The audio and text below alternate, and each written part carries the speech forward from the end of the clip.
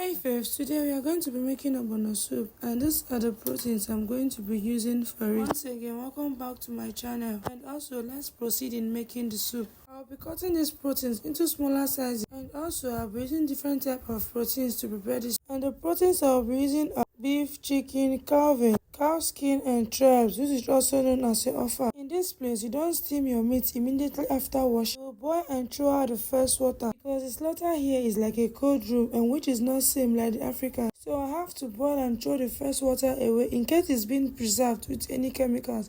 I also added salt to it while boiling it for the first time. This is what the water looks like when it have boiled for the first time. I will have to scoop it out from the pot and wash it properly for further preparation. After washing my proteins thoroughly, I transferred it back into my pot. Proceeded in adding my blended mixture, which consists of onion, pepper, ginger and garlic for the protein. Proceeded in adding my bouillon cubes and some salt to taste. I stirred it properly and I allowed the seasoning to incorporate into my protein very well before I could add water. This is what it looks like after steaming for a while and also bringing out its own juice. I now have to add water for it to cook properly. While my protein is still on fire boiling, I had to go cut my okra because I'll be adding it to the ogbono soup. Look at how fresh the okra is looking. This is it after cutting. I had to follow up in preparing my fish. I had to bring it out from the freezer for it to defrost and I cut it immediately after that. After cutting my fish, I decided to mix my ogbono and set it aside for it to be dissolving bit by bit before I put the fish on fire. This is one of the special ingredients for ogbono soup, which is called okpei. I also have to pound and set aside. After pounding my okpei, I went ahead to season my fish. I also added some chopped onions with dry pepper because what is fish without pepper? I added some water and proceeded putting it on fire for it to boil. And also by now, my protein is halved and not fully cooked. And I went ahead to start making the base for the soup by adding my dry fish, the pounded okpei, and I also added uziza seed because why not? If you add uziza seed to ogbono soup, it gives it a different taste and also a different flavor. I proceeded in adding my crayfish to the base I'm already preparing. I stirred evenly for them to incorporate properly. After that, I added my ogbono because it was already boiling and I don't want my proteins to overcook. After that, I had to go check out my fish was ready and I had to put off the gas. I added more water to the pot of soup because it was becoming more thicker and I stirred evenly.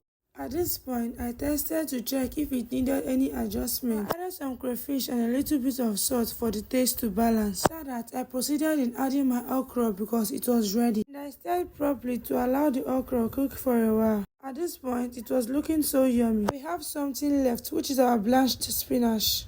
We use spinach, which is also known as spinaka, over here to make our soup because there is no pumpkin leaf. I blanched it to remove extra moisture in it so that it won't add extra water to my soup because it had a lot of water, or rather moist. And now guys, our food is ready to be served. You can pair it with the choice of mode you want. Thanks for watching this video to the end besties. See you in my next video and I love you all.